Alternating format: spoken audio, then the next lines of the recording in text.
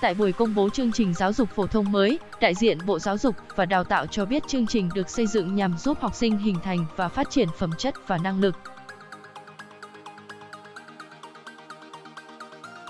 Chương trình mới chia thành 2 giai đoạn là giáo dục cơ bản, từ lớp 1 đến 9, và giáo dục định hướng nghề nghiệp, lớp 10 đến 12. 6 biện pháp giảm tải theo giáo sư Nguyễn Minh Thuyết, Tổng chủ biên chương trình giáo dục phổ thông mới. Theo mô hình đang áp dụng, học sinh phải học và ghi nhớ nhiều, trong khi khả năng vận dụng thực tế hạn chế. Với chương trình mới, giáo dục không phải để truyền thụ kiến thức mà nhằm giúp học sinh hoàn thành công việc, giải quyết các vấn đề trong học tập và đời sống nhờ vận dụng hiệu quả, sáng tạo kiến thức đã học.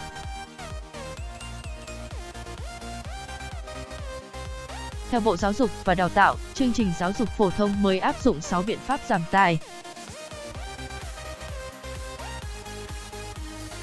Đó là giảm số môn học và hoạt động giáo dục, giảm số tiết học, giảm kiến thức kinh viện, tăng cường dạy học phân hóa, tự chọn, thực hiện phương pháp dạy học mới, đổi mới đánh giá kết quả giáo dục.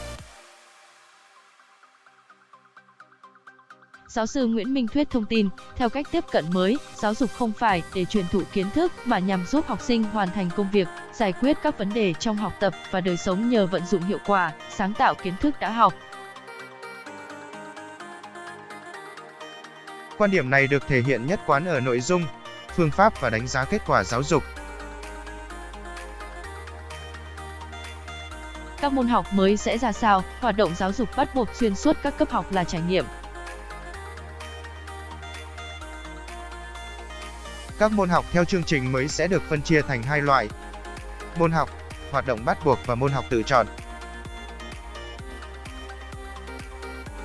Cấp tiểu học, các môn học bắt buộc gồm tiếng Việt, toán, ngoại ngữ 1, giáo dục lối sống, đạo đức, tự nhiên và xã hội, lịch sử và địa lý, khoa học, tin học và công nghệ, giáo dục thể chất, nghệ thuật. Môn học tự chọn là tiếng dân tộc thiểu số và ngoại ngữ 1, đối với lớp 1 và 2. Bậc học này xuất hiện môn học mới là tin học và công nghệ.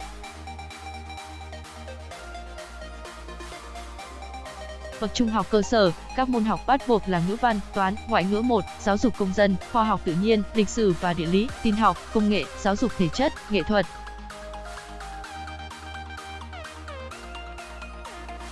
Môn học tự chọn, tiếng dân tộc thiểu số, ngoại ngữ 2. Ở cấp học này, môn tin học trở thành bắt buộc, khác với trước đây là tự chọn.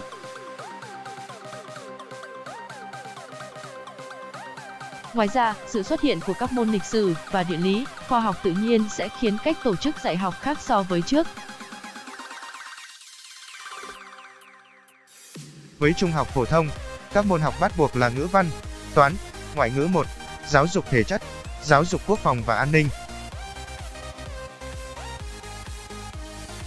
Các môn học được lựa chọn theo nhóm khoa học xã hội, gồm giáo dục kinh tế và pháp luật, lịch sử, địa lý. Nhóm khoa học tự nhiên, gồm vật lý, hóa học, sinh học. Nhóm công nghệ và nghệ thuật, gồm công nghệ, tin học, nghệ thuật.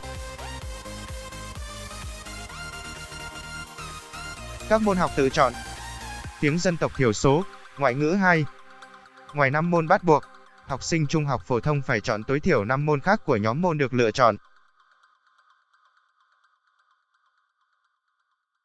Theo Bộ Giáo dục và Đào tạo, áp dụng chương trình giáo dục phổ thông mới từ năm học 2020 đến 2021 đối với lớp 1, năm học 2021 đến 2022 với lớp 2 và lớp 6, năm học 2022 đến 2023 với lớp 3, 7 và 10, năm học 2023 đến 2024 với lớp 4, 8, 11, năm học 2024 đến 2025 với lớp 5, 9 và 12. Về vấn đề triển khai giáo viên, Cục trưởng Cục Nhà giáo Hoàng Đức Minh cho biết Bộ đã tổ chức những khóa bồi dưỡng, đào tạo giáo viên cốt cán từ 5 năm trước, nhằm phát triển định hướng cho học sinh, xây dựng chủ đề liên môn. Bộ Giáo dục và Đào tạo chọn lọc giáo viên tốt nhất để thích ứng được các chương trình áp dụng từ đầu cấp.